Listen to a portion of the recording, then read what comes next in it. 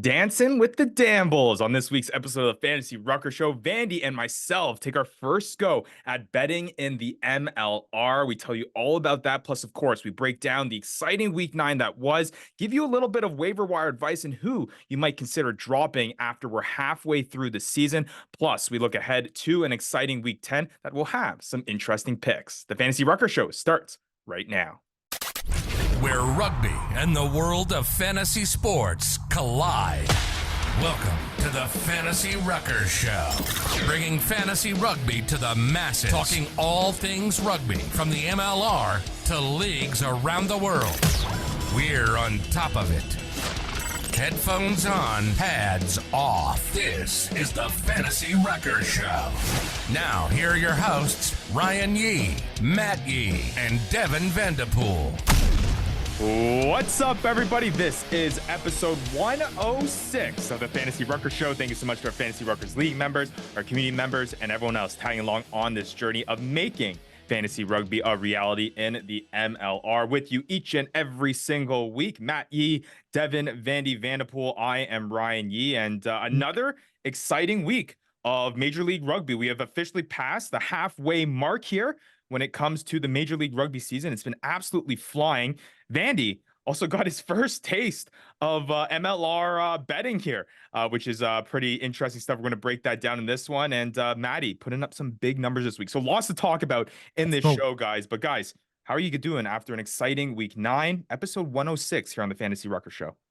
Yeah, I'm feeling good, feeling spicy. It was a good week for the old rock and roll squad, so I can't complain. It feels good after having a couple down weeks. If I recall correctly, weeks. I still got 2 dubs in a row, so I don't know. That is true. It is true. Yeah, I haven't felt that in a while. 2 dubs in a row, but got another one. Got my third one.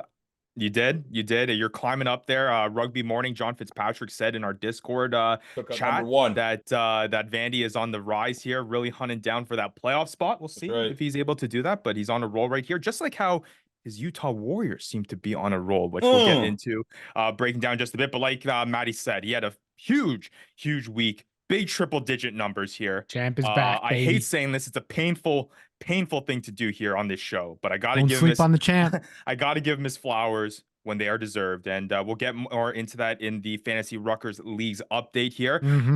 You did it on a week, Matt, where you were hurting on a bunch of guys on bye for you. So that's even more impressive. A whole bunch of starts of the week that you had that you picked up that did well for you. So that's another reason why that people need to be tuning into the show and following us on socials here to get our starts of the week. Yeah, I would say so too. Hey, come on. That's 8 weeks of great starts of the week. Yeah, I haven't got one wrong since. What rank are you? Hey, higher than you. Anyways, I will say though, Vandy, you got a win here too, like we mentioned. But unfortunately, myself not able to get the dub. Finally, hey, 2 weeks in a row, finally feling how it's like to be in fantasy. It is getting a little bit rough. Yeah, got a little beat taste by of your our own very medicine there, pal. community moderator, Stephen Lowen. He took it to me. Even worse. I was up by 20 points heading into the final game on Sunday, the New England Free Jacks and RFC LA game. I had Kelamedi playing, and he had Reese McDonald, Kunatani, and Jason Dam. So it was slim pickings. They all showed up, and it was a tough one. But nonetheless, an exciting weekend overall in the world of fantasy MLR that we have to get into in this episode 106. Like we said, week 9 breakdown. We're going to dish out some team of the week honorees. We're going to hand out some waiver wire advice. We got a week 10 preview. And hey, we had it on the first time the show last week. We're bringing it back again this show. The triple D segment, our own triple D, where Vandy is going to take you to MLR betting town in his Devin's Degenerate Dambles segment. He got his first taste this past weekend.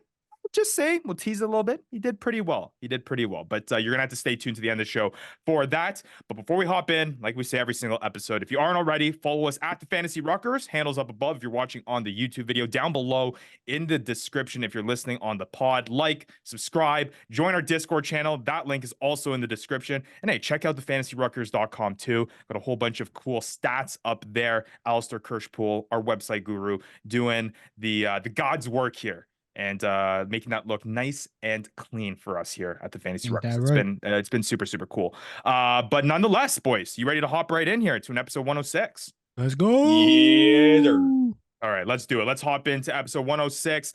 We start off every episode with some news and notes, and we hate to start it off in a fashion like this, but we got to talk about it. Some major injuries heading into week 9, and also some injuries happening in week 9 that may play out here for the rest of the season. But we got to talk about the big one here. Vian Conradi of the New England Free Jacks, a top tier back row player in the world of fantasy MLR, if not the best back rower, at least ranked by us heading into the season. The one that was largely taken in first in the entire fantasy leagues that are out there. He's out for the season. Vian Conradi sustaining a knee injury in that Seattle Free Jacks game that is going to keep him out for the rest of the season. That's a tough loss, and he has been since put on IR in our fantasy league, so people and managers can maybe just hold him as a stash if they have that open IR spot. But I think it's safe to say that you're okay with dropping Vian Conradi here and using that roster spot elsewhere if you need it. Yep. I mean, that's a tough one. New England Free Jacks are being put through the ringer here. Yeah. That's 2 of their top players now out for the season, but impressive showing in week 9 despite it. And that just shows their depth. We'll get into that later. Well, but yeah, keep eyes on Reese tough McDonald loss. too. Yeah, and I mean that's the next one we got to bring up here is Reese McDonald on what is a pretty questionable try, depending on the way that you look at it. If you're an RFC LA fan, you're probably yelling at your TV. Yeah. If you are a New England Free Jacks fan, it just makes you love Reese McDonald even more. But yeah, him sprawling out there to tap that ball as the LA side kind of waits for it to trickle out of bounds, which it definitely wasn't going to, but they give up the 5 points instead. Reese McDonald getting hurt on the play. No news yet, at least as of the release of this podcast, on his status. It didn't look too bad. I don't Didn't look think. bad, but It didn't look good either.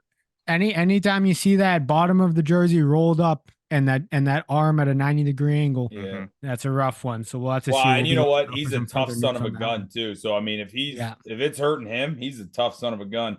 You know what? Maybe that was just some 3D chess by Austin White. Hey, maybe Instead of having to I don't take know out one of their best players, let him take himself out. I mean, 3D RFC LA sitting at what 1-6-1. I think the 3D chess games are over. They just need to they just started. That was 3D chess in and of itself. Boom. There you go. But yeah, big fantasy losses. Vian Conradi, 83.5 fantasy points on the season up until his injury.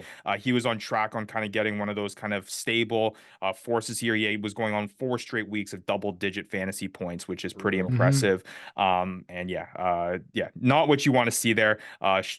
Sad to see for Vian Conradi, and probably sad to see for fantasy league owners as well who had him. Not a fun news, and keep an eye out there for Reese McDonald as well. We'll keep an eye out on the news. We always post the latest there in our Discord channel, like we said. But on a more positive note, guys, shifting on here, several first appearances, though. We had a handful of signings heading into the week 9 weekend and the series of matches there, and we had a handful of those guys making their first time appearances despite the kind of late additions to the squad. So we'll start off with RFC LA making a handful of appearances there. Ben Mitchell starting for the squad there at the second row position. Derek Adams, Bruce Yoon on the bench. Both, I believe, got into the game. Lopeti Asaye. Nice try. Maybe Utah Warriors. He made an appearance as well. And then Tomasi Alosio and Dominique Iokovinko, both back 3 players appearing for the Anthem as well. So we got a whole bunch of new faces here in week 9. Yep, really like Ben Mitchell. Big fan of him. He used to be an absolute stud for San Diego, so good to see him back in the league. He's going to have some fantasy relevance, I think, throughout the end of the season. Yeah, I mean, we knew that the Anthem are going to be making a couple more signings, so yeah, I wonder if this is it or if they still got more to come, and we'll just have to find out. And it's interesting because several of these guys have like sevens experience. You look at Derek Adams, who was in PR sevens, and then you look at Tomasi Alosio representing Samoa in sevens and 15. So just a lot of speedy back 3 guys that are joining this league here, which should be exciting there. But that's about the news and notes heading into week 9 and following it. Anything else, boys, from you? I think you covered it. No, let's get into the best part of the show. Oh, now it's your favorite part of the show, huh? It's your favorite part of the show? Get into the best part of the show. Woo! No booze this week. Boo birds are on migration. Hear ye, hear ye. Hear ye, hear ye, here is Supreme Commissioner Yi with the Fantasy Ruckers League's update. And we start each and every week's updates with a update of our weekly challenge, which has been doing very, very Nice. well. Week 9's weekly challenge, pretty good. We got to give a shout out to Grand Vizier CA with 69.5 fantasy points to take it this Nice. week for the highest weekly challenge performance in week 9. I will say though, John Fitzpatrick finishing 4th, British Ent finishing 2nd, I myself finishing 3rd, still 1st on the week. Got to give kudos there. 64.1 for me, 460.9. Vandy, you're moving up. You were 10th last week. We said we know what people can expect of you. We said mediocrity last week, but I think no. I think you took that to heart. I think roll the tape. We did say mediocrity, and I think we said it at the same exact time. So we both were on the same page. No, I think we should roll the tape back there. But nonetheless, you must have taken it to heart though, because look at you. You're moving up. Finished 8th on the week. You're in 9th place, buddy. You're 9th place now. Congratulations. That's really, really good stuff. Oh my That's God, good. you condescending. Way to go. Way to go, Vandy. Yeah, Way to go, right. man. That's right. Maddie, yeah, nice job. You finished 11th. You have now dropped to 4th place here in the weekly challenge. But something that you're probably a little bit more happy about is we got to talk about every week. We give a shout out to the top fantasy performer of the week. And typically this is a piece of the show where we like to kind of shout out the community and shout out to the people shout them out. that are participating in this thing for the first time and trying to bring our listeners into the show. Bring them into the show. Bring them in. Maddie doesn't even allow me to bring them into shout the out show. The community members, because look who gets the top fantasy performance of the week. Freaking rock and roll. Barely. Maddie with 112 fantasy points this week. Without any of my top 3 draft picks. None of them. It's true. It is true, unfortunately. And got lucky. You did it, man. I mean, the numbers speak for itself. As a fantasy guy, as a fantasy sports guy, I can't argue that. The numbers speak for itself. I'll give you the platform here to talk about your team for about 10 seconds before I have to move. Mute them. Hey, I don't need to. The numbers speak for themselves. I don't got to talk anymore.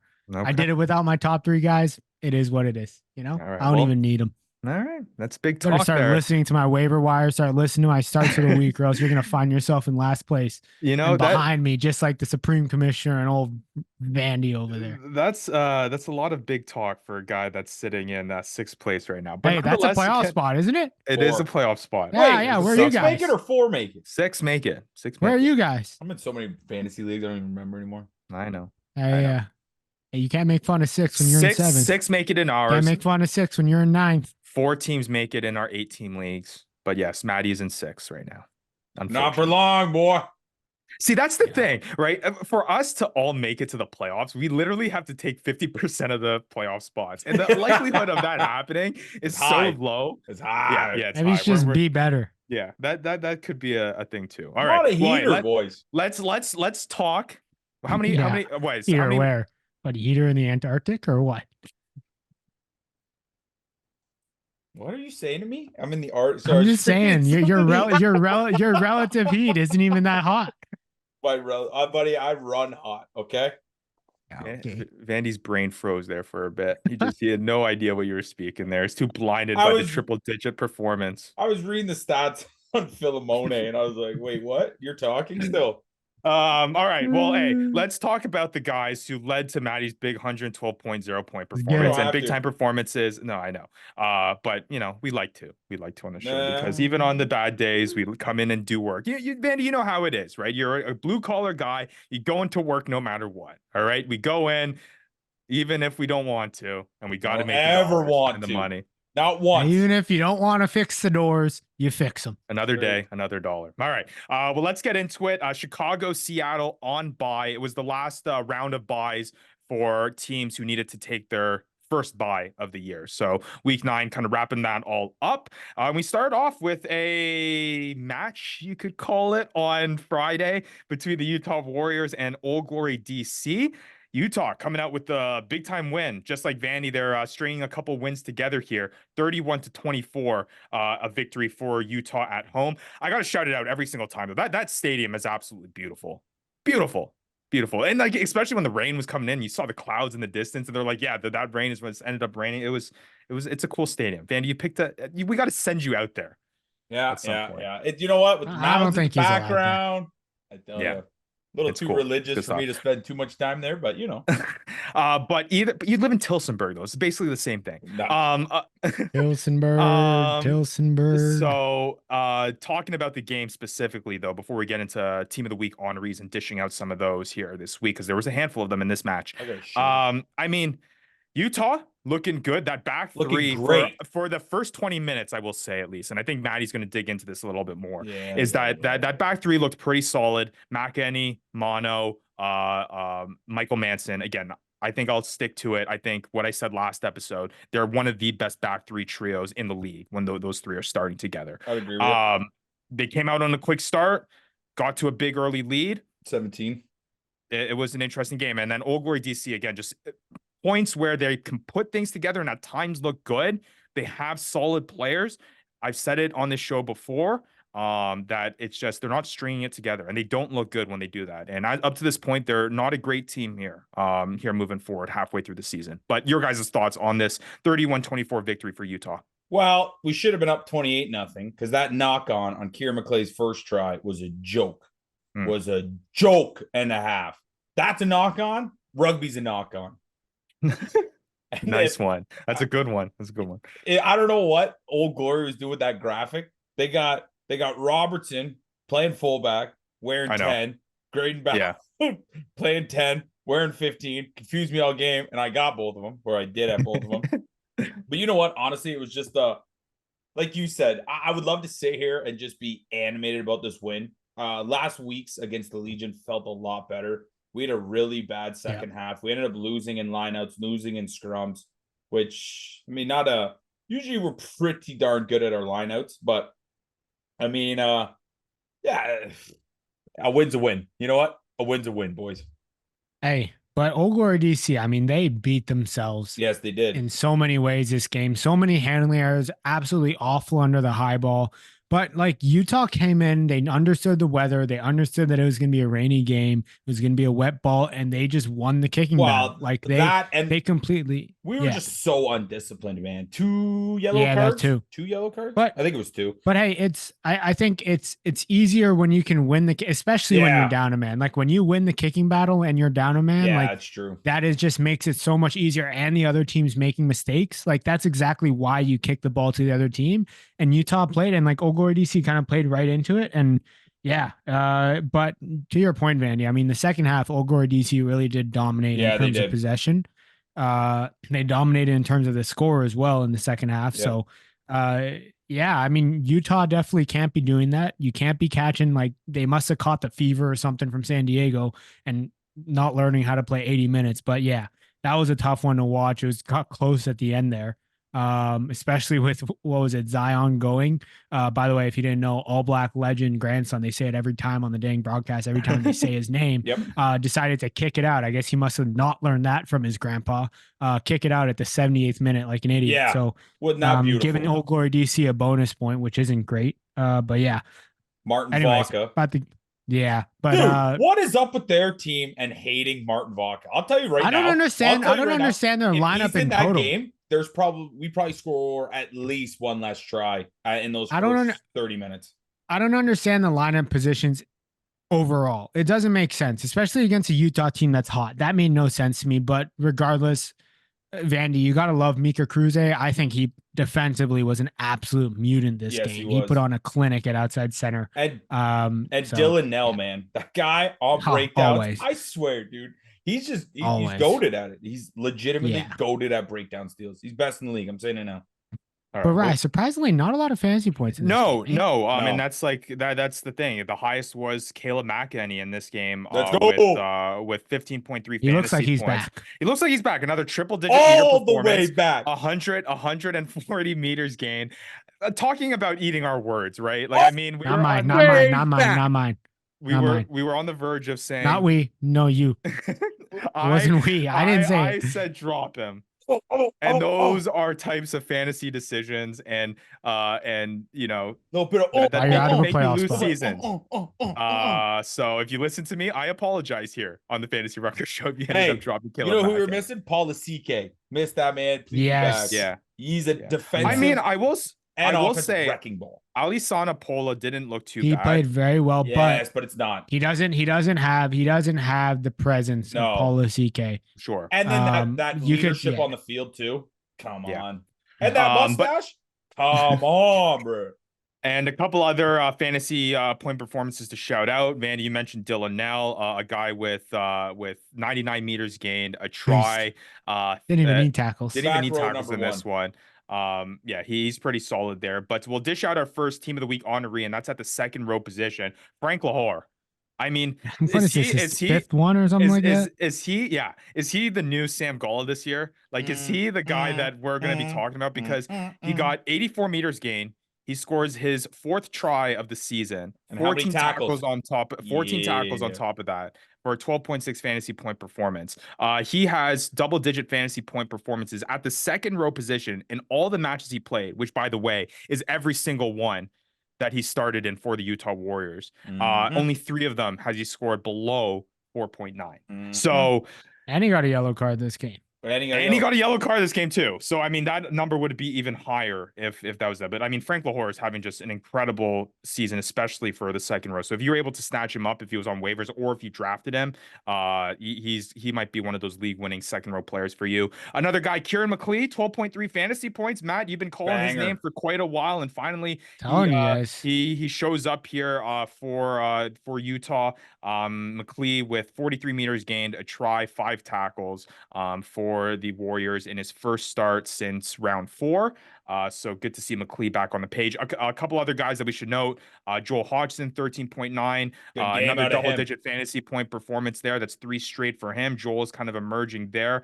Jason Robertson, not a killer, 13.2. No. Mika Cruze, like you mentioned, Matt, good defensively, added the try.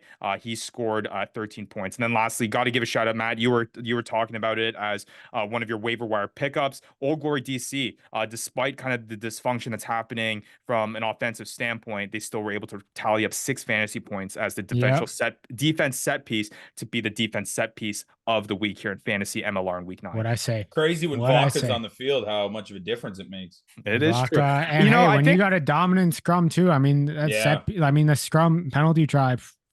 Well, do you know that feels good? Do you know what I realized too on the broadcast? What I learned is like Facundo Gaddis isn't even wearing the goggles because he needs the goggles to see. He's just wearing them because apparently it protects his nose better because he broke his nose. So it's a fake wearing the goggles. So I want Vaca. I want Vaca back in. Just on that note for that. Yeah, me too. Anyway, yep, I agree. 31-24 victory for the Utah Warriors. They're now 500. We'll see if they can keep it rolling here. Vandy, you're probably pretty stoked here. So it's pretty good. All right, let's shift on over to the first game of the Saturday. 2 games at 7:30 Eastern time. But we'll start off with Anthem Rugby Carolina taking on the NOLA Gold at home. This was going to be our upset of the week. And NOLA decides to show up at the weirdest time. Decided to show up. I don't understand, but hey, like NOLA, they did show up. Their offense looked a lot better. They had the opportunity to play quick ball. I think that helped them out a lot. I think Rodney Iona they used him at 12. The way that they used him, he was an absolute beast. I think they still made way too many errors at the breakdown. They made way too many errors in the contact area. But hey, they pulled out a win. They figured it out offensively kind of throughout the game, and we're going to get into players later, but Jonah Moe is an absolute beast. Oh my Anthem, gosh. Absolute beast this game. But Anthem, I mean, man, did they ever struggle to just hold on to the ball this game? Like we saw, it was something that we weren't used to seeing from this team because their offense has been so electric with ball in hand. And all we really got was that kind of David Still long run on a bunch of missed tackles by NOLA where you thought, hey, Anthem might do this thing, but then they just never got the ball. And that again. was like the first 5 minutes of the match too. Yeah. And the other thing with them is like, it seemed like they were getting teed up in that 10-12 channel, like on the inside. And we saw Rodney Iona like just go off. We saw a lot of inside balls go for really long runs. They overcompensated kind of in the end of the first half into the second half. And then you see a kind of a bit more balls kind of scoring out wide. You see Tanilo Filimone score a couple tries, right? Like, yeah, boy. They just couldn't figure out defensively. And that's never been their strong point, but man, did they get exploited in this game. And I mean, when they can't figure out defense and they can't figure out offense, that's a tough one for them. If you need a bounce back game, it's against Anthem. It's true. This is it. Like, I mean, if I mean, I thought this was the one, I honestly, but I'm not. I thought, and I think at this point, Vandy, to your point, it's over. I'm not gonna pick Anthem to win for the rest of the season until they I win a don't- game. Nope. Well, they Never played again. against everybody. They played against everybody. I don't know who else. Like who else is there? They've You lost could to take the LARC, Dallas Jackals like, of last year, and they would beat this Anthem team. yeah. That's a fair point. It's a Yeah. fair point. I guess the question before we get into individual players and a nice segue into there is, I mean, let's talk about the fly half situation for NOLA. They go with Dorian Switched Jones. again.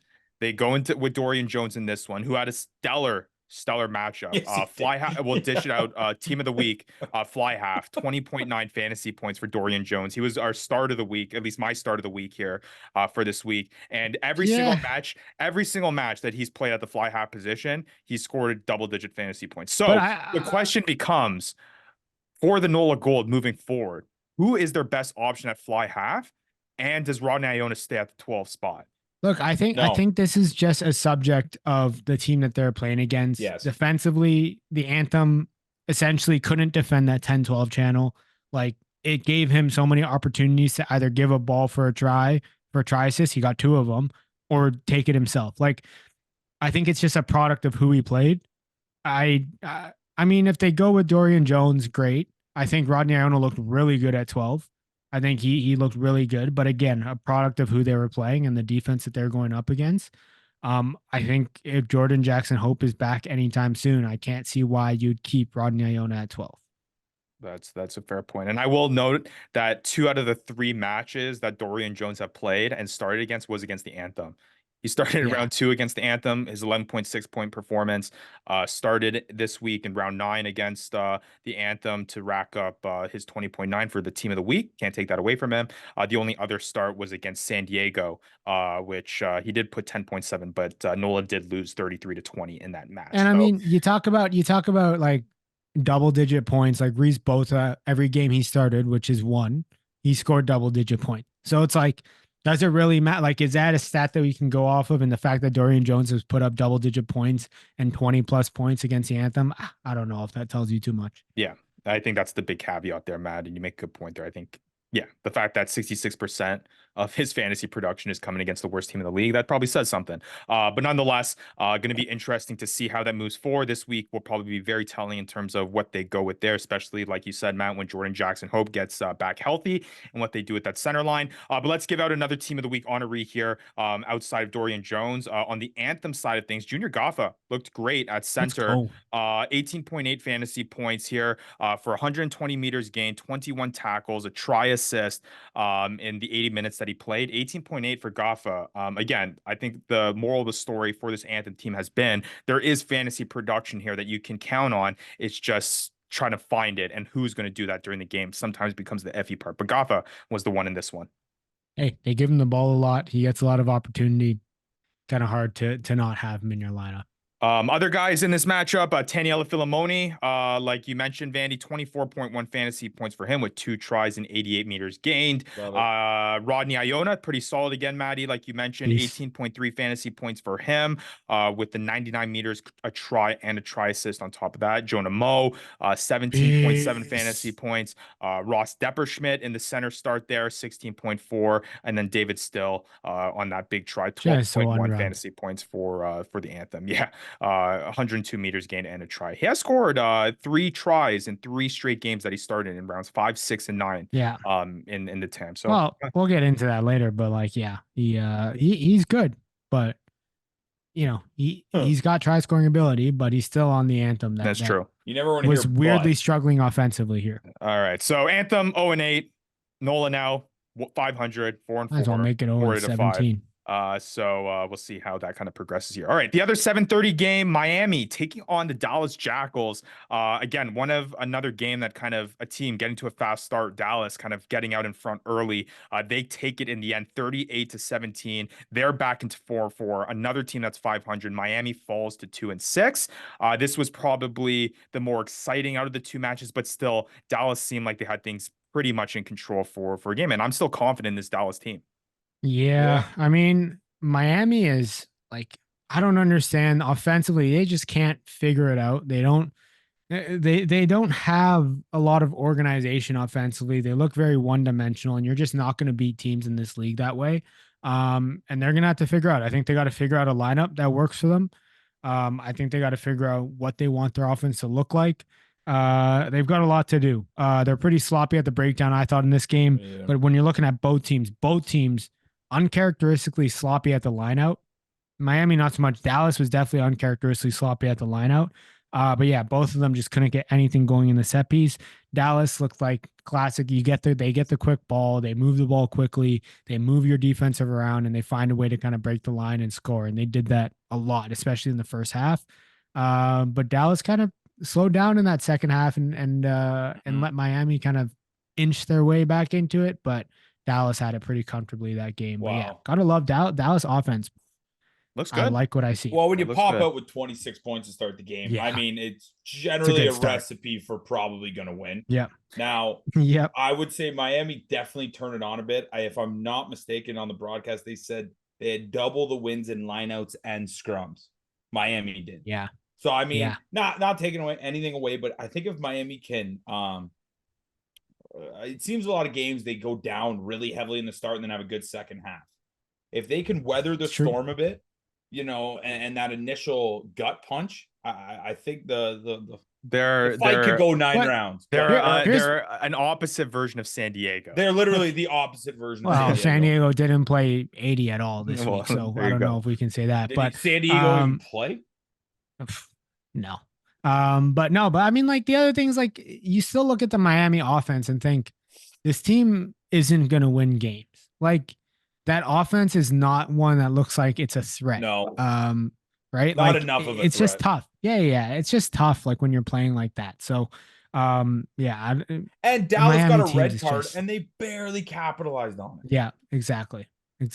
And I will mention that Dallas also kind of came out with an interesting lineup. It wasn't necessarily their conventional. There were some changes there, and the fact that they were able to still put up some numbers there was pretty solid there.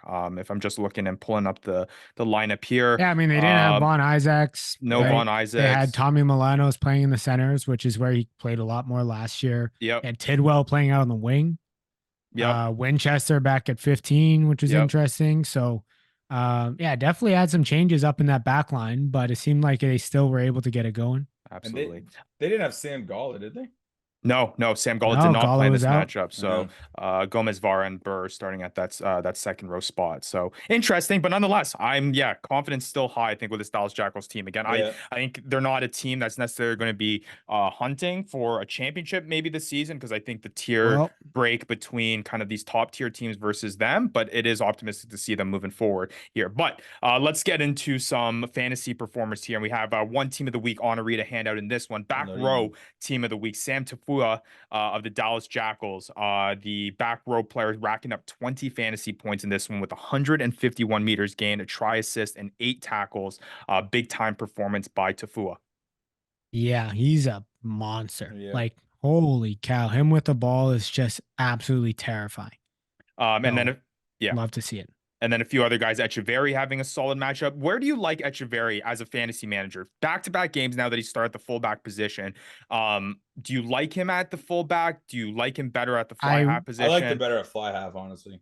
I think as a fantasy manager in a perfect world, he starts fly half next game. Yeah. And then he goes back to back 3 every 2 games. Every 2 games, he just goes back and forth.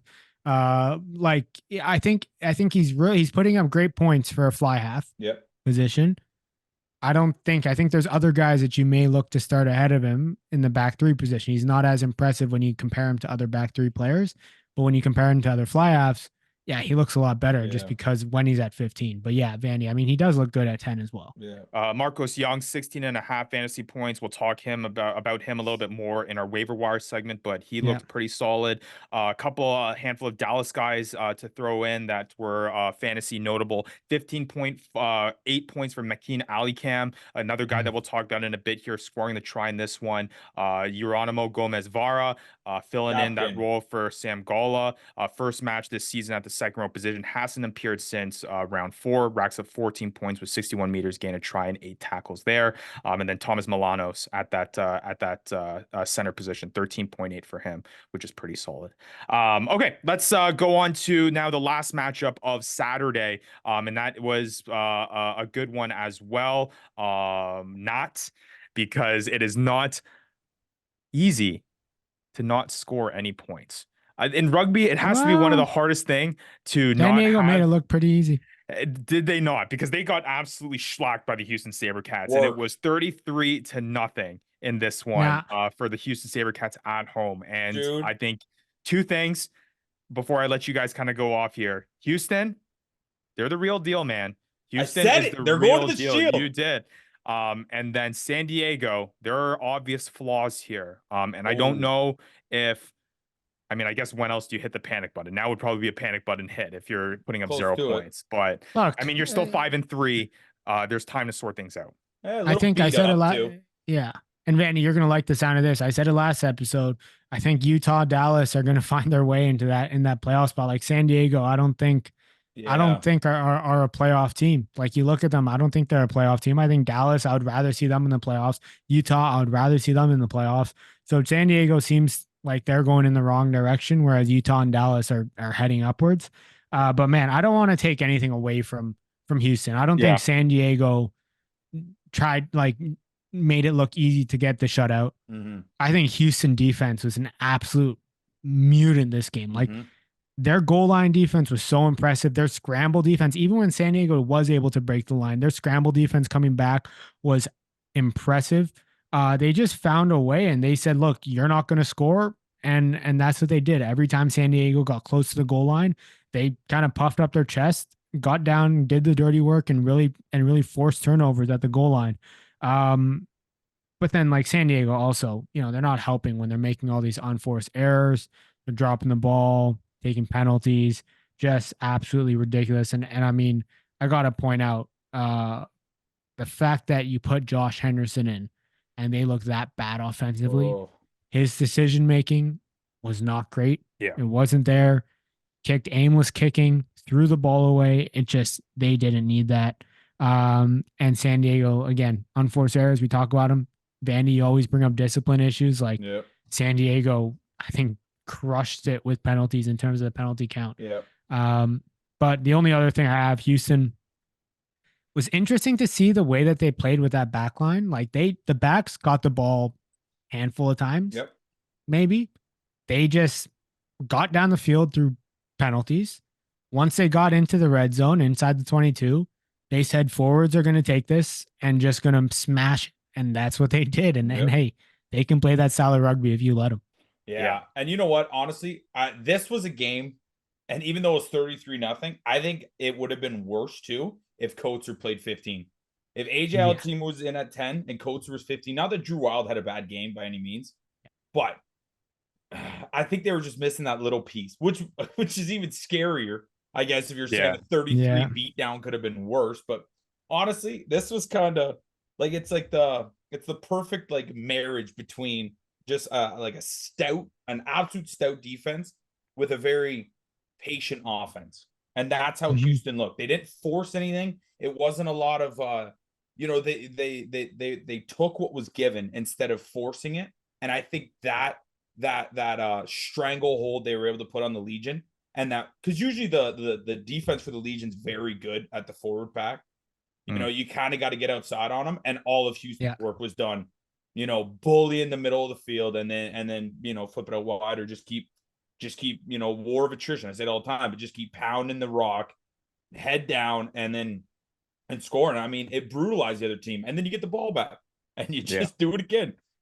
Yeah, no, it was definitely Houston. I think that's what I think as we go down the course of the season, I think we're learning more characteristics, and both the flaws and the things that to highlight are becoming even more apparent with some of these squads, and we're learning the characteristics of these teams. And I think there were question marks with Houston coming into this season. You know, they started rolling a little bit and you were still kind of hesitant to really buy in. But I mean, after a 33-0 win against a Legion side that, yes, okay, you can debate whether or not, you know, this team's actually the same championship caliber team, or at least championship final caliber team that was like last year, which clearly they're not. To Matthew's point, it's not like San Diego just handed them the shutout. Houston did things here to put that up, which is evident. And I think just more and more the confidence is growing with this Houston team, and it's going to be fun to see where this team ends up here at the end of the season. But nonetheless, I mean, 33-0. Obviously, there's going to be some fantasy point production that's heavily lenient to one side. Yeah. But surprisingly, though, that for a 33-point game, there really wasn't any big time point scores here. You have Ronan Murphy, who scored 15.8 fantasy points at the top here. Then you got Davy Coates with 11.3. Line Latu has actually been an optimistic piece of this Houston offense, who's made now 2 starts in a row, which is maybe someone that you can kind of take a peek at on the waiver wire if you see he's starting 11.3 in this one. And then Seth Smith coming off the bench, capitalizing on a set piece try, scoring 10.7 fantasy points for there. And then the lone guy that maybe was fantasy relevant for you on San Diego was Thomas Awake, who scored 9.1 with 72 meters gained. But even then, you know, you expect more, and hopefully, you know, a couple tries there for at least the San Diego team for some people to get some bigger fantasy points, but not the case here in this round 9. All right, let's go to Sunday here to wrap up this week 9 breakdown. We got RFC Los Angeles taking on New England at home. I mean, there's really not to say much about this match. I mean, just a clinical performance by New England. I think RFC Los Angeles has been growing this year. They're still trying to find their footing. And the return of Andrew Code this next week hopefully should be interesting to see the impact that he has back in this lineup. But I mean, 34-12 for the New England Free Jacks here in what was just kind of New England all day for the entire 80 minutes. Yeah, well, once again, you know, the huge start. I think it was 17-0, I believe, until RFCLA, you know, got on the board. But honestly, it just seems that LA just has a lot of time with their forwards building phases. And that to me is a huge issue. I mean, Andrew Coe is missed on that team severely, but a lot of his tries early in the year were just honestly him just doing the damn thing. Get the ball in his hands and let him do his damn thing, because it was tough watching them try. But you know what? The Free Jacks, you know, albeit a little beat up at this point, but they played pretty good defensively. You know, not that LA's got a ton of weapons, but they still played a pretty stout game. One thing I got to say, though, is I don't know what it was. I know that the refs wanted to put an emphasis on rolling away from the pile. They gave up that game. They completely gave up disciplining guys for rolling away, even to the point the commentator was like, they even mentioned that the guy was just laying there and he should be, because, you know, now you can't roll out north to south. You have to roll out east to west. And you know what? If you're going to enforce it heavily on Utah in game 3, you enforce it heavily now. You know what? Before we get into the kind of the game itself, I'm very proud of you, Vandy. You sound hella knowledgeable about this rugby game. Look how far you've come, man. Hey, you know, I'm trying, guys. I'm trying. And shout out Reese McDonald putting your damn body on the line for that damn game. Well, I just wanted to get into that because, I mean, I think that you look at it 2 different sides. I mean, we mentioned it earlier in the show here. As an RFCLA fan, you're saying that you're like, what the heck are you doing? Wait. He should have put a GoPro on and given us front row seats to that try, because Austin White's just sitting there going, do I touch it? Or, he was doing the same amount of work as a cameraman there, just watching the ball. Yeah, no kidding. Just watching the ball, and just like a cameraman would. And then you just see, like, on the screen, like the camera guy is like focused on Austin White, waiting for him to touch the ball. And Reese, you just see a guy flying through and touching the ball down. And I had to replay the video a couple times because I was trying to like track like the assists and the people like getting it. And man, of course it was Reese McDonald, just to add to you know, his wonderful performance that he's having this season so far. Superman. I mean, what my conspiracy is that Matt called Austin White and said, hey, I have this bet with Ryan that says that Michael Manson is going to finish higher than Reese McDonald. Just give him one. Just give him one, because we saw what Michael Manson didn't really do much. He was okay, but he didn't have that blow up game there, the last one. But no, Austin White's like, okay, we'll let him do it. And just he pulls his cell phone out of his pocket. He goes, Matt, I did it. hangs it up. Exactly. That was pretty silly right there. But hey, Ryan, before we get into it, I just want to point out New England Free Jacks. I mean, their offense, the way that they play off 9 is one of the prettiest things that you'll see in the league. I mean, just the way that Potro sits right behind the forwards, and it gives him so much space to kind of do his thing and attack or play make. And we saw it so many times this game where Potros would get the ball at the back and he would have a gap there, or there would be space there to put it out wide, and it was just awesome to see. And yeah, just the usual clinic that New England Free Jacks. You love to see that because that's just a smart, even coaching point to allow him to have the range to do that. Well, but you compare that, and then you compare it to offenses like Miami. You compare it to even the offenses like LA. You compare it to, Anthem last week, but not usually, or even compare it to NOLA. Like these like none of them are comparing to the likes of this New England Free Jacks offense, it's and just they are better, and better. Even mindset. when you like Utah is another one that it's very similar to it as well. Like just lots of balls out the back, and it is always trying to decept the defense and deceive the defense. It's beautiful to watch. But yeah, I just had to point that out. All right. Well, very good point there. And that leads to some pretty big time fantasy performance here. So handing out our last team of the week honorees in this week, we got to start off with the big boys out front. Hey, friend of the show, Andrew Quattrin. Let's go. Big Q touchdown of the week. Big Q, 16 and a half fantasy points. Not even from the set piece. He was right there. Yes, he was. I just commented on you of being good at the rugby thing, and you go on and touchdown, try, overtime goal, whatever. They're all the same sports, baby. But yeah, nonetheless, Andrew Quattrin scoring the try there was 16.5 fantasy points, 67 meters gain, 11 tackles in the 53 minutes he played. And then team of the week, back 3 player of the week for I think our highest performance of the week, 25.8 fantasy points by Daniel Morgan Pudarangi. I'll give Matt his flowers here. He did have him as his start of the week. 121 meters gained. He likes them. 2 tries for his first 2 tries of the season, 9 tackles as well. So Morgan Pudarangi looking pretty solid here in this matchup against RFCLA. Wait till next week. Yeah, and hey, with that Reese McDonald injury, look out for this back. He'll be back. Who knows how long McDonald's out? I think Mitchie Wilson moves to 15 potentially. Mitchie Wilson looks really good on the wing. Yes, he does. But it'll be interested to see what that looks like and how that plays out.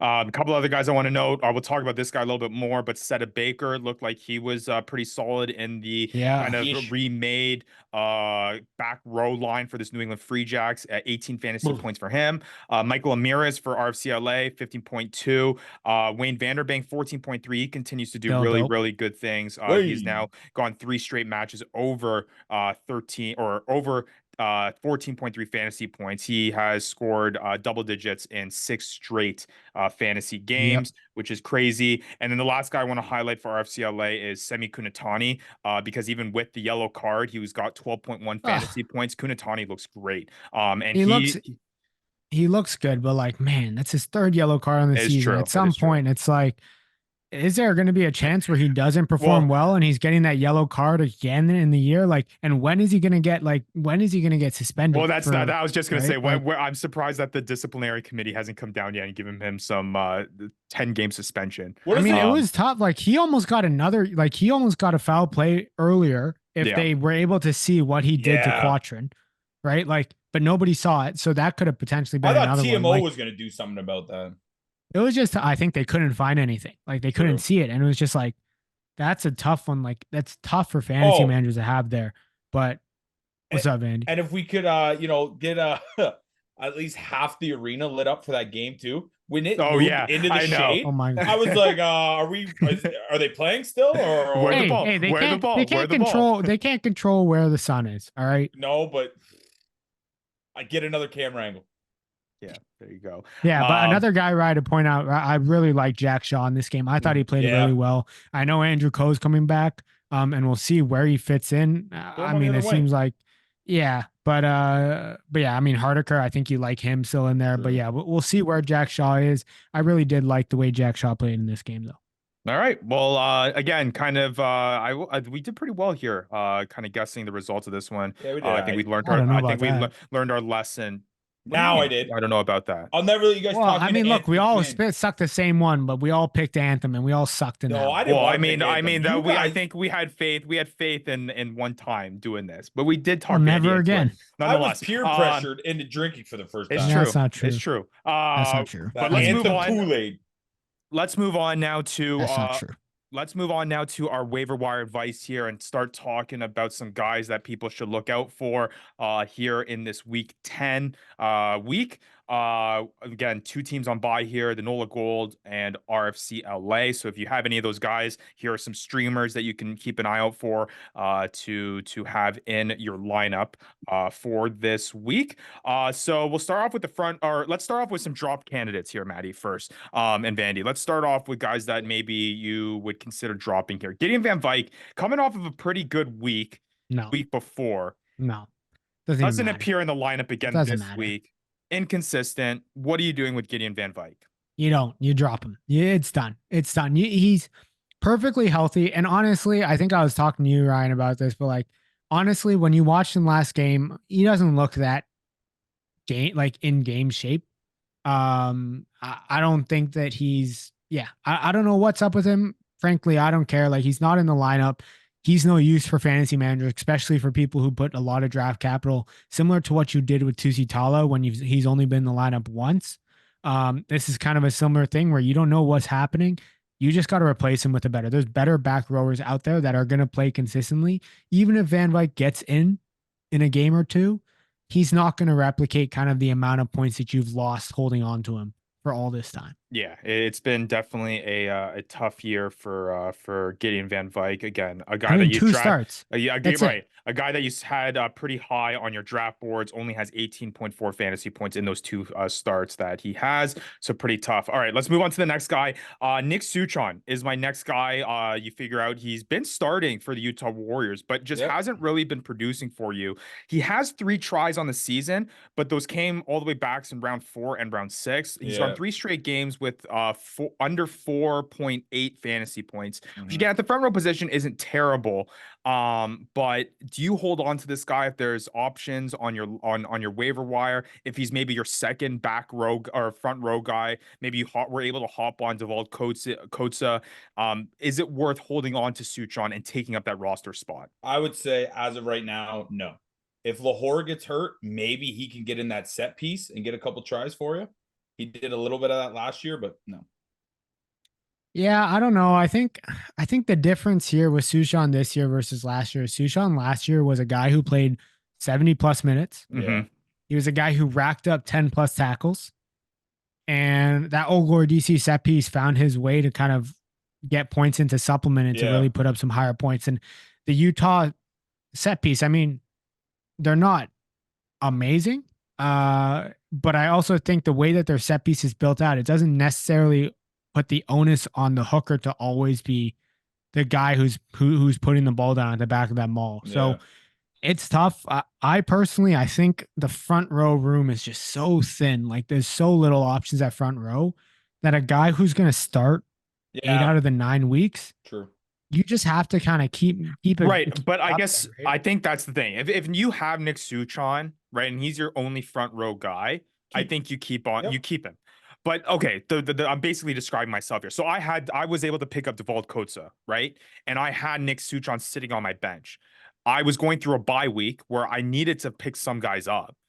Yeah. Is Nick Suchon at that point worth rostering to take up that roster spot? Do you bite the bullet and just not play a guy to keep Nick Suchon on your roster? Or yeah, I mean, if I've got the top scorer, if I've got the top front row scorer in the MLR, yeah, of course I'm going to drop Suchon. But like, I think that's a pretty unique position there. Yeah. Well, what I'm saying though, I guess my point being is, you're not going to get trade value from him. Are you hoping that he's eventually going to do better so that at some point maybe you can trade him, right? Or is that just not, worth having? Like, I guess that kind of goes into the front row position, is that what production are you kind of looking for? Is Nuke Suchon now that outlying guy in terms of, is he worth holding on through a bye week? You know what I mean? Like when Utah goes on bye again, like is he was a marquee front rower heading into this season. I think what I'm saying is that I think going forward, he's got to be treated like every other streaming front rower that you have. He's not really worth holding on to that piece if he's on bye week. If you have another option that you may be more comfortable with, that might be an option to go with. Yeah, but you're not gonna, if he's your only guy, you're not gonna find anybody on like waivers that are necessarily. I mean, he has 2 total points more than Caleb Geiger, to put it in perspective. You have a guy that started every single game, and he has 2 more overall points than Caleb Geiger. Fair enough. Right. What if like someone like Jake Turnbull was available on your roster? I'm taking Turnbull. He's not going to be available. Turnbull's not available. No. That's a bad comparison. Even it was like, I think you got to look at Sean guys McNulty? like, all right, if Sean McNulty, Ben Strang maybe, like Cyril Kama or Augusto Bohm, like these are the guys that I think are actual decisions that need to be made. So what are the decisions? Play enough. What are the decisions? I would take Suchon over Bohm. Okay. I would take Suchon over the likes of Caleb Geiger. I would take Suchon over Cameron or Augusto Bohm, any of those guys. Now, if you could get if somebody somehow dropped like Jack Iscaro, fine. But I don't know. Like to Matt's point, you're getting, well, to your point too, Ryan, you're getting the time. He's playing the 60 minutes a game, 70 minutes a game. You're not going to find a ton of that much availability in the front row on waivers. All right, and let's shift on over a couple two last guys here then. Guys that, Maddie, you are quite familiar with here. Tavita Kurjani. Yep. People dropped a whole bunch of fab for Kurjani. Yeah, I did. I got $4 left. Seattle on bye. It'll be interesting to see what their lineup looks like this week as he gets more integrated into the lineup. Do you hold on Kurjani one more week? I mean, this is the week to see it. I mean, he's facing Anthem Rugby Carolina. This could be the week. This is when you. I think maybe you pick up streamers, but look, we've seen it in terms of like the center position. Like, yeah, I think NOLA put up some good amount of points, but like the center position isn't necessarily the position that thrives against this Anthem side. Like the positions that thrive are the back row, the front rowers, and the wingers. Yeah. Those are the 3 positions that we've seen through our analytics. Yeah, where that are putting up the big points. Like the other thing is like Kurjani doesn't look like he's in game. Like he's lumbering around. He doesn't have the same pace that we used to see from him. Like obviously he's older. He came out of retirement. He doesn't have the same pace. Doesn't have the same involvement. Like it's just, I would expect to see a big game out of Dan Creel versus Tavita Kurjani. And also maybe Kurjani isn't even in the lineup this game. Like why would they? Why would they play him against the Anthem? Veteran presence. So you drop him now, even before lineups come out? No, because if he's playing against Anthem, I'm playing him. That's what I'm saying. Like, I mean, okay. If you wait, this is the week. One more week. This is the This is the week. This is the week. You hold on to him. You play him against Anthem. Yeah, and you see what happens. Yeah, I would. If he starts. If he doesn't appear in the lineup this week, you drop him. You pick him up. Yep. Pick someone else up. But there we go. I think if he starts in this week, you at least wait one more week. You spent the fab on him. See if he can win you a week here. And go from there. But he's been disappointing. I mean, definitely not to say the Here we go. He wins you a week. He does the same thing next week. Like at some point, you're going to have to drop him. Yeah. He's not going to be playing Anthem every week. So you have him this week. Sure, he wins you a week, but he's not the long-term solution. You're going to like, he's droppable at this point. Yeah. Every game that he's played so far has been, you spent 20 plus fab on him and he's putting up single-digit points every week and not even being that involved in the offense. That's true. I'll give you that. That's a good point. Kurjani on the year so far has 15.9 fantasy points to put in perspective. In the 3 starts that he hasn't scored above 6.2 fantasy points. So that's a thing. And he hasn't passed the 70-minute mark to this point this season yet. Okay. This guy I want to talk about, Paula Bellicana, kind of been disappointing for fantasy managers here. Drafted really early. He's on IR right now because he was listed on New England's injury report. So I guess this is for more for people who have multiple guys on their injury report. Is he worth holding onto in that, like, because of the draft capital you spent on him? Yeah, I think there's that, but also like what happens when he comes off IR? Like if he shows up in the lineup this weekend, are you putting him as a start? I don't know. That's a tough one for me. Like he's not the Paula Balacana that we've seen.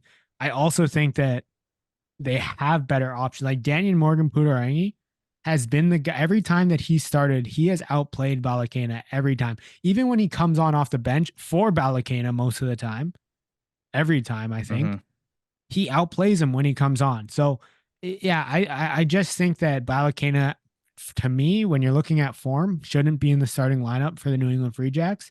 We'll have to see with the Reese McDonald injury, But I just think that actually I think Pudarangi might even move to 15 because I know that he has experience there. But like I just don't know. That's tough. Like Balakena just isn't getting the score trying opportunity, or he isn't finding the score trying opportunities that he's used to. So for now he's on IR, keep him, hold him. But the minute he's no longer IR eligible, you have to make a decision and try to figure out, okay, do I drop him or do I drop somebody else that's in my lineup who's maybe produced more? Yeah. It all kind of holds on the Reese injury.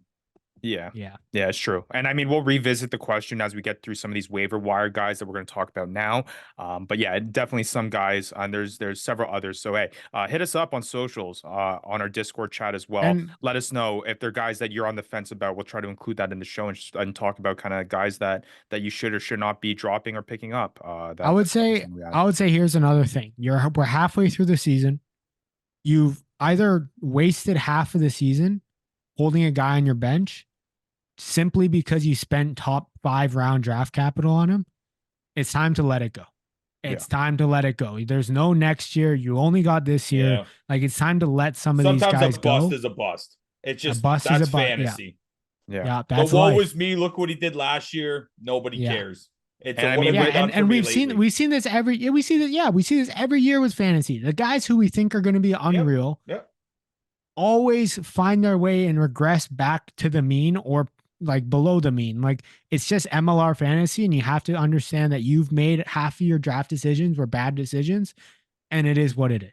Yeah. And I find that often too, that the guys that are able to luck out and capitalize on some guys that are available when they are available and being able to kind of shift off those big name guys, sometimes it really does pay for you in the end. 112 points. All right. That's enough out of you.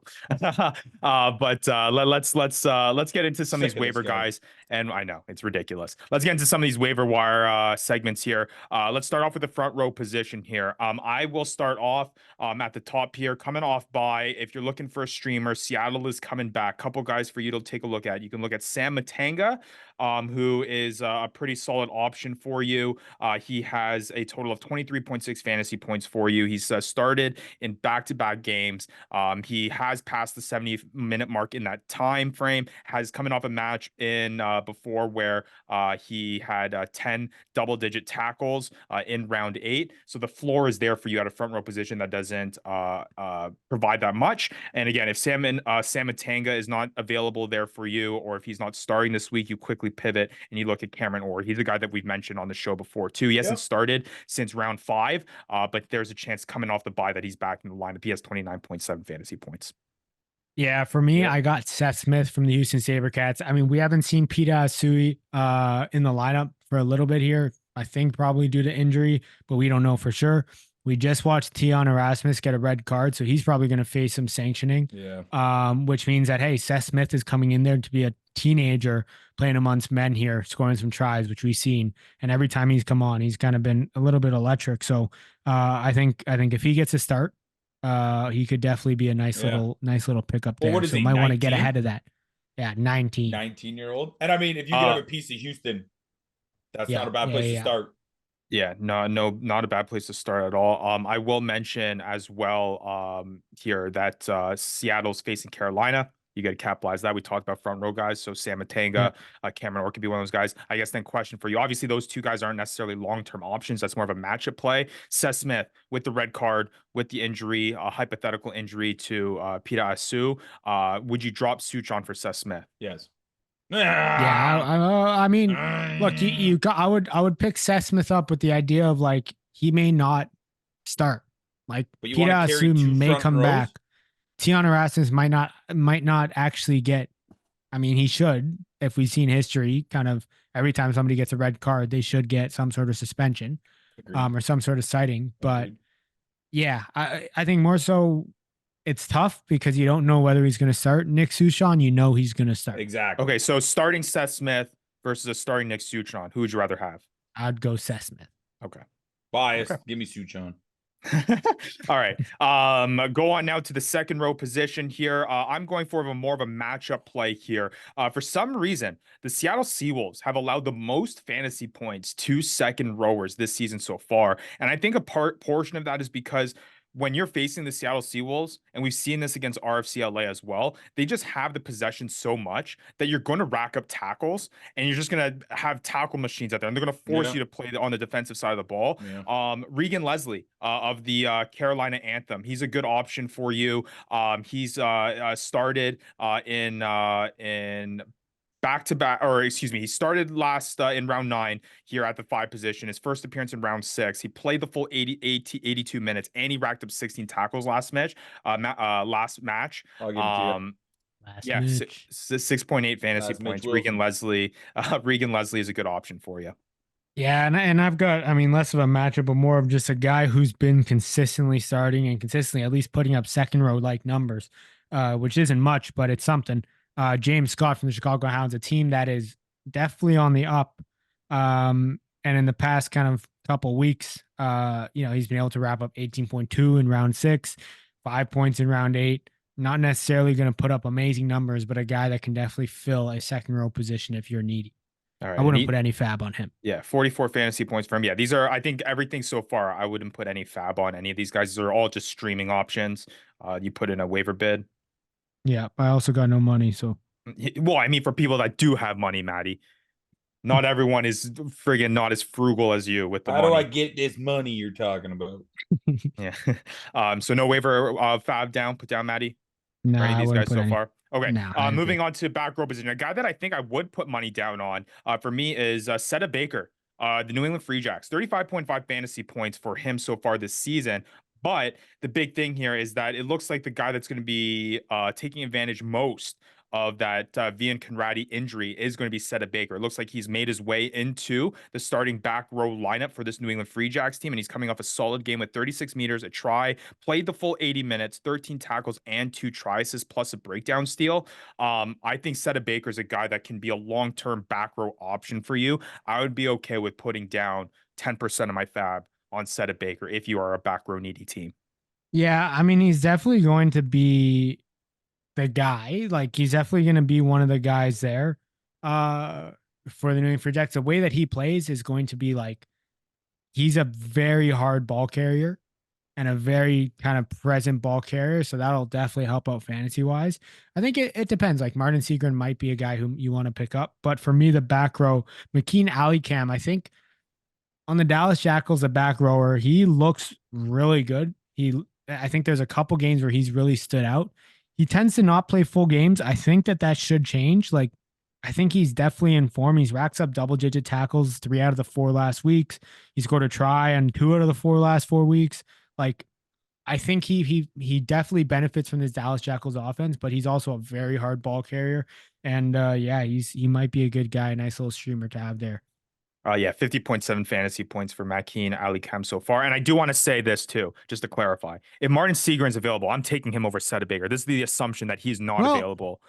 Yes, true. But it's tough. I think it's a tough decision, right? I don't think it's as clear cut because Segrin was good, but Seta Baker dominated the ball carries. Like, Seta Baker was a dominant force in the ball carries, and you wonder if that's going to continue. I guess what my point being is that if Segrin is taken by a team already and Seta Baker is available, like, I'm dropping fab on Seta Baker. You know what I mean? Like, I'm not choosing either or. Like, Seta Baker is more widely available in leagues than Martin Segrin is. I think the hype with Martin Segrin coming into the season, and I know in our league that Martin Segrin has been already taken up. I would go Seta Baker for sure. All right, shift on over to the scrum half position. Holden Younger. You gotta stop bringing this guy up. This guy is gonna stay in guy is gonna stay in my waiver wire pickup. Who else are you picking up? Who else are you picking up widely available in other leagues? Because there's guys that they're not available. The scrum halves, you can't find them. And I'm going to just get a guy that I know is coming in with 30 minutes left in the match and could score a try on one of the best teams in the MLR. Hey, I held you tell me when. You tell me when out of all of his all right. Out of all of his performances, when he's going to score that try. Because just wait. Tomorrow. He's not going to do it. Guy's not going to do it. You never know. And anyways, I'm not an idiot, so I'm going to put Nick McCarthy on here because you can't say that because again, Nick McCarthy is widely available in most or unavailable in most leagues, right? So I went outside Nick McCarthy, and outside of that, there's no one that you could really pick up. Fair enough. Also, it doesn't really go against your thing with like wanting to drop Nick McCarthy. So, Yeah, I don't know. I think it's tough. Like scrum half, it's tough. I've got Nick McCarthy, but really there's nobody. Like, to be honest, when you look at the waivers, I wouldn't pick him as scrum half until the lineups get released. Like, and really you're staring at that Anthem lineup, waiting to see is Sayosi Nye, Yeah. is Connor McManus, right? Like, is Sean Yakubin, which one of them are starting? And you're really staring at that. You're looking at the RFCLA, is Taz Smith or Now Saunders. Now Saunders will usually start. You're staring at Miami and going, hey, when's Kubeli back? Maybe I can hop on that. So yeah, I mean, really, you're staring at those few. And lineups I think trying to that's a figure it good out. play. I'm not, there is no, I want to disclaim this. Do not put any money or put any big waiver claims on Holden Younger. Do it. If But we could say don't pick anybody, we would. We because could. you should We just would. wait. You Just should wait. just Just wait. wait You till the should just lineups wait. come out. And that's the point being is that I think, yeah, wait till lineups come out, see who's starting, pick up a guy who's starting, just throw him in your lineup. Maybe. Scrum half straight up the worst. Yeah, it sucks. Hold in. All right, shifting on over to the fly half position. I don't think we need to spend too much time on this position. These are two guys that we had in our waiver wire pickups last week too. No, not me. But no, but you have had this guy in the past and you've talked about him. I'm going Matt Gateau. I'll keep it straightforward. Josh Henderson did not look good. Something's up with Lincoln McClutchy. Matt Gateau's got to appear at some point this year. Maybe. We've seen stranger things happen. What I've been doing, fly half, go get him. Yeah, what I've been doing is I essentially tune into his podcast. I just watch and see where he's tuning in from, see if they say anything about it. And last time, I think he was in like a basement in front of a concrete wall. So that looks like San Diego. So I think he's in town. So yeah. So he's got to be close by. He's got to be ready to go. I've got Luke. Oh, that got me. I've got Luke Hardy here. For all you haters, he had a good game. He still got fly half eligibility. If he's starting at 15, have a go. Let's have a go. Pick him up. See if maybe he starts at 15.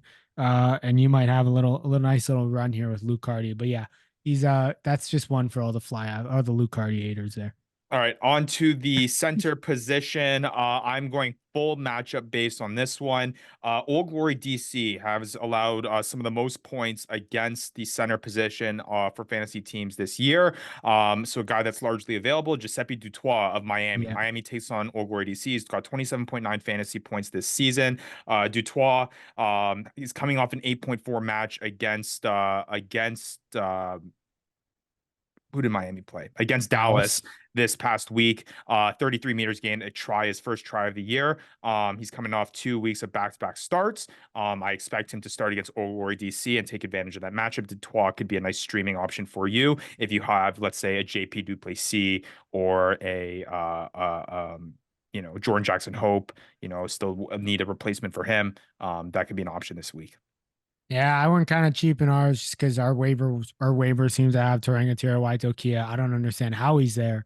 But if he's there in your lineup because somebody didn't like the way that the Anthem are playing or something like that, pick him up, put fab on him, make sure that you get him because he's going to benefit. The Anthem are going to come back. They're going to go back to their offense. He's going to benefit from that, and he's going to go off. So just make sure he's not on the waiver wire. If he is in your waiver wire, you snatch him. Do you start him against Seattle, though? Well, you don't start him, but like he's not going to be there next week. Yeah, that's true. No, that's true. He's not going to be in the waiver wire next week. So you got to make a move. Yep. Lastly here, back three. I'm going again, matchup base here. Old Glory DC, once again, one of the top teams that's allowing points to the back three position. I'm picking up Marcos Young. He's been on my waiver wire segment before. Marcos Young has looked good. He's got 66.6 fantasy points on the year so far. He's scoring tries. He's looking good.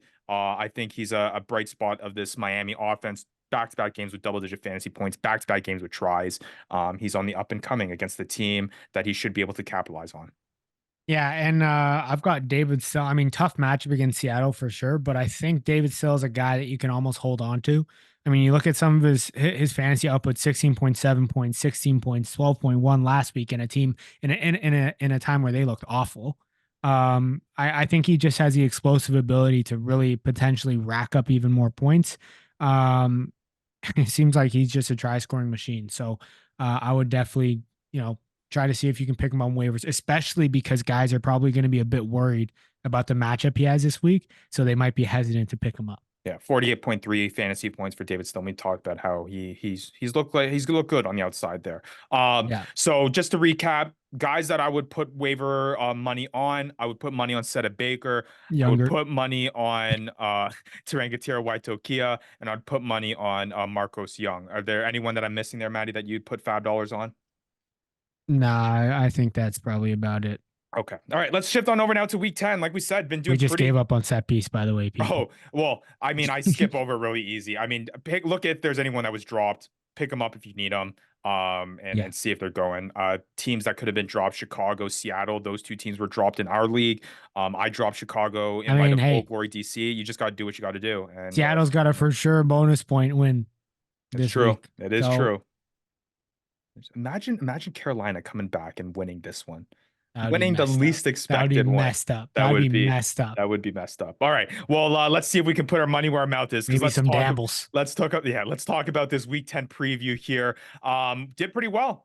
We all went 4-1 here because we thought we were confident and got cheeky with the NOLA Gold Anthem game. Nonetheless, I know looking back at it, we probably just should have listened. But again, we are a victim of recency bias, and we were so down.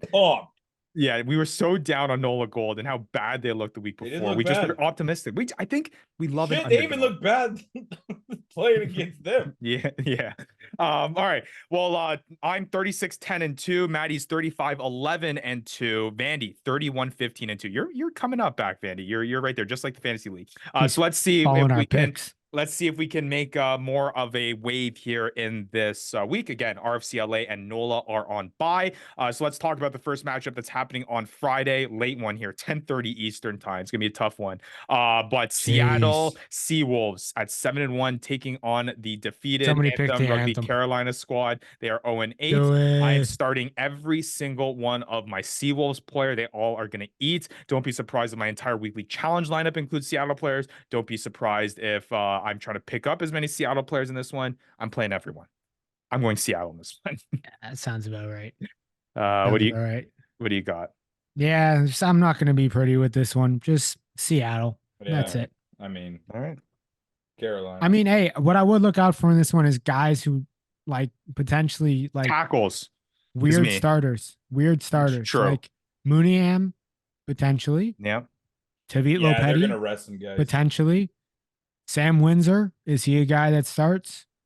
Just look out for some of these guys that might get a start in this game just because of how deep Seattle is. See, that's the next level analysis that takes to win a fantasy Ruckers championship, right?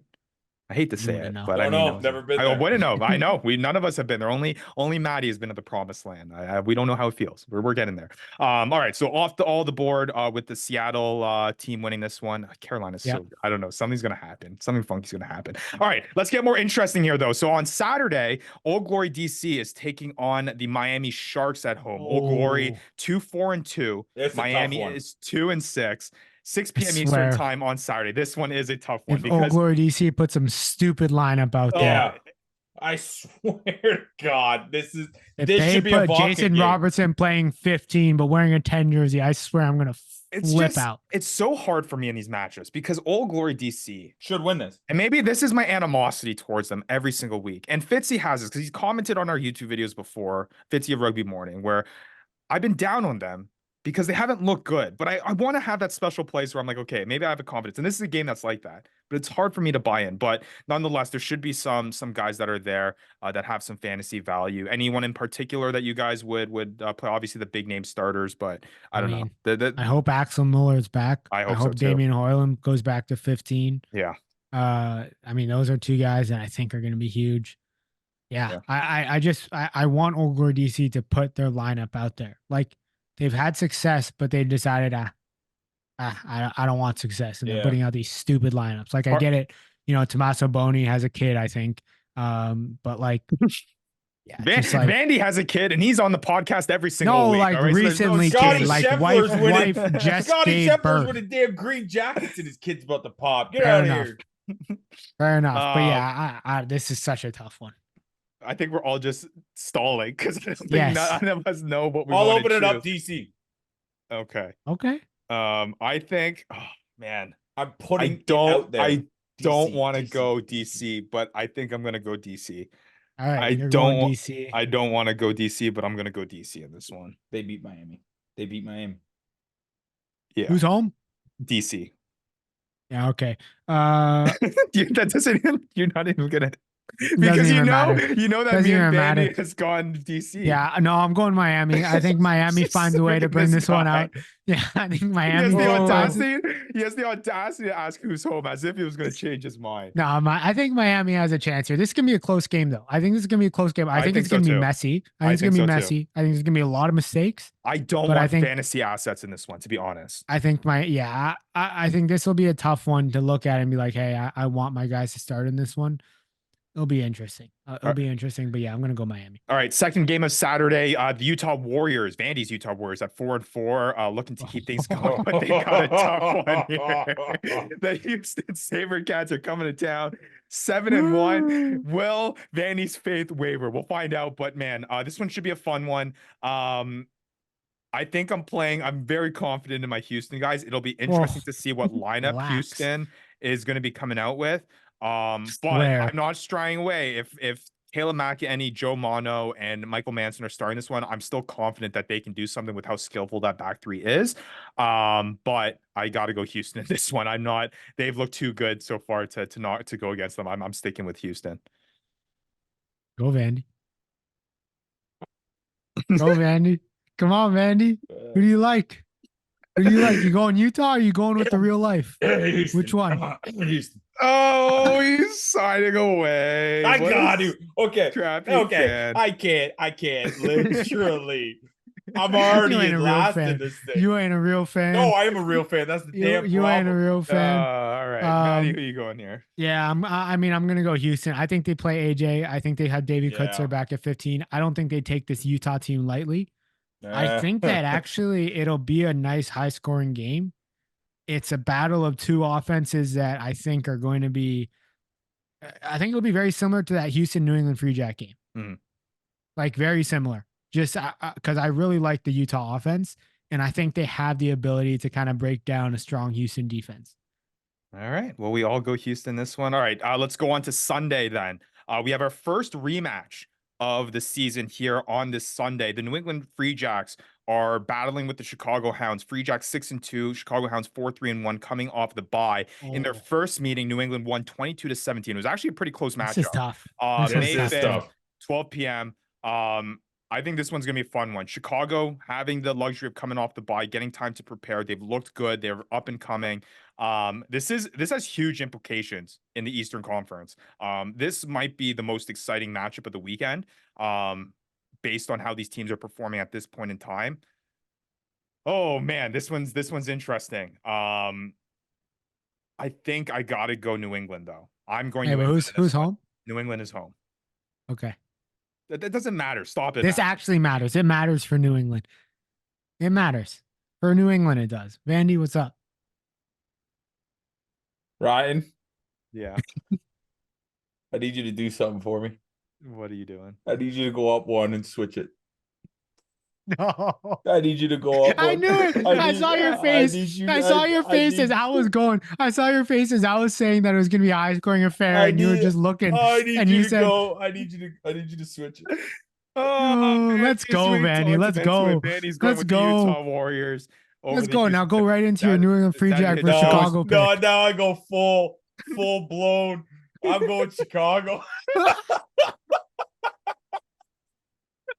I love it. Hey, Vandy, I'll go right there with you, bud. I'm going Chicago in this one too.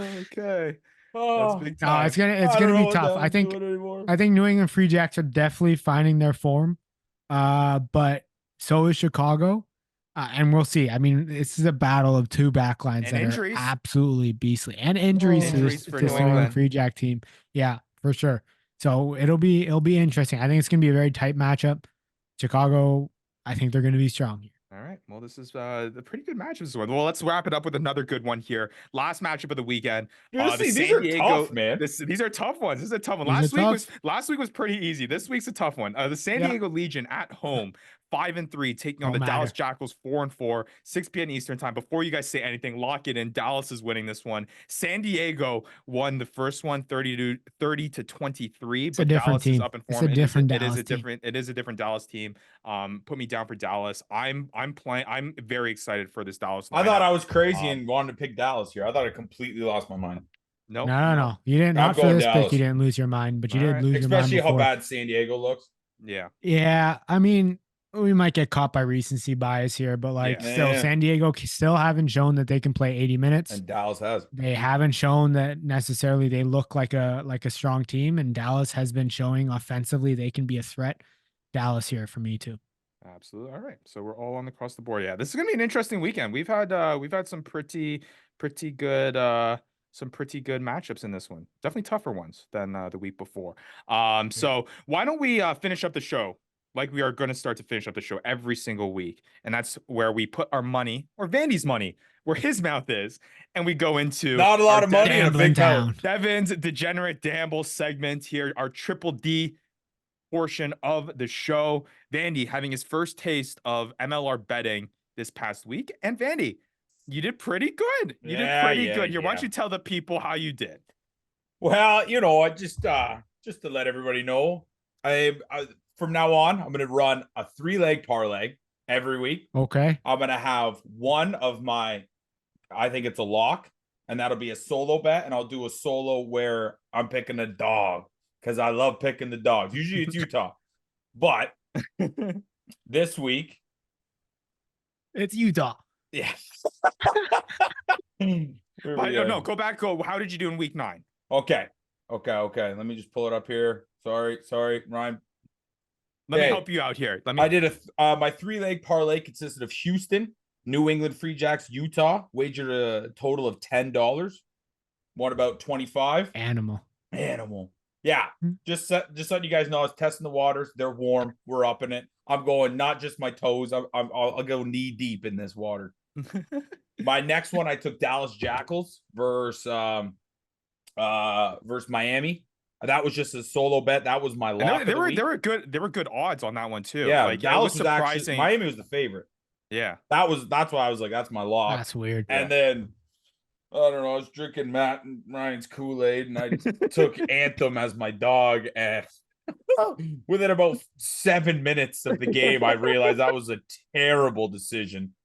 All right. Well, so Vandy, you bet down $20. You won 34. And we're going to keep track for the people all season long because this is a brand new thing that's kind of getting integrated in the league. And I mean, sports betting is everywhere. So you're plus $14 right now. Hey. Just above, almost $15 heading into your second week of gambling. Before you get into what you're going to do here moving this week, I will say, I did a nice little parlay myself. If my boy Vandy's going to do it, I got to hop in there too. I put down a 4-leg parlay, and I picked Utah, New England, Houston, and Dallas. Put down $5, 130. So I did pretty good. Got $100 in bonus bets as well. So Vandy, for as long as I can keep up with you, I'm gonna that $100 for the rest of the season. I'm gonna see if I can last. I'm continuing to make bets with you for the rest of the year, and we'll see how we can do. But Vandy, you said you're upping the ante this week. What are you doing this week? Any eyes that you have on your parlay, on your lock, on your upset? What are you doing? Okay. And how much you putting down? So you said you're going up. Yeah, this week we're gonna go $20 in the parlay. Okay. I'm not feeling as confident on this one, but easy parlay. I'm going at least to start it Seattle over Anthem. Okay. I would say that's a lock. That was an easy one. I would say that's my lock, but there's no money there. There will be no money there. Yeah. Okay. I'm also going to include, I got to put one of the ones I think could go the other way. So I'm going to go Dallas. Okay. And OGDC. Oh. Okay. All right. And then what's your lock of the week? My lock of the week is what I should have done on our weekly predictions, going Free Jacks over Chicago. Okay, but you went Chicago over Free. Yeah, well, I like to hedge my bets. I like to hedge my bets. You can't be right everywhere. You got to be wrong somewhere. All right. And then my dog is my Utah bet. I think they win. I'm putting. You say that, then you lie to yourself. No. You don't even believe it when it comes out of your own mouth. Think about it like this. If you pick two things, you're 50% right. It's better than being 0% right. Yeah. Hold on. We're gonna come around next week. Triple D's gonna come on, and Vanny's gonna tell us that he actually bet on Houston SaberCats rather than Utah because he just couldn't follow through. All right. We'll see. Hey, to be fair, none of these are locked in yet because the odds aren't out. So you got to see where the odds are at. But it is fun. It is funny to hear though from Vandy that his lock of the week is not so much a lock. Wow. Okay. The lock of the week. If you want easy money, I will say 100% guaranteed. You want to bet $40 and make $5? Bet Seattle. If you like those odds, if you're willing to bet, value there. There's no value. There's no value. You can't do anything. That's my lock. If you want to bet $50, $4.39. That's not the funny part. I would have been with you with the New England Free Jacks Chicago Hounds. I think there'll be good odds there. But the fact that you went the other way in your picks is quite funny. And then your dog Utah. So hey, $40, 20, 10, and 10. No. We'll see where Vandy goes from here. But it's a nice little up and to the right, boys. Up and to the right. It's been a fun addition to the show. Well, hey, we got a jam-packed one this one, boys, and it was fun. This week 10 should be very, very interesting with some tasty matchups that will have some huge implications on the league standings. It's been fun. It's a close league this year, which has been interesting to say. I just got to shout out to the followers. If you are watching me lose my mind over this week's, send help. I probably need it. I probably need it now. But there you go. Keep a little eye on my mental. Make sure I'm not falling out too much. Well, we'll reach out. I'll probably ignore it, but reach out. We'll end on that PSA. Thank you so much for listening here on another episode of the Fantasy Ruckers Show. Again, follow us on socials at the Fantasy Ruckers. Join our Discord. Check out the website, thefantasyruckers.com. All of that down below in the description. For Matt Yee, for Devin Vandy Vanderpool, I'm Ryan Yee. We'll see you next week on another episode of the Fantasy Ruckers Show. Welcome back, Cole. You've been listening to the Fantasy Ruckers Show, bringing fantasy rugby to the masses, covering everything rugby from the MLR and beyond. We hope you enjoyed the show. Make sure to like, rate, and review, and be sure to tell all your friends. We'll be back soon, but in the meantime, connect with us on social media at the Fantasy Ruckers. Till next time, this is the Fantasy Ruckers Show, signing off.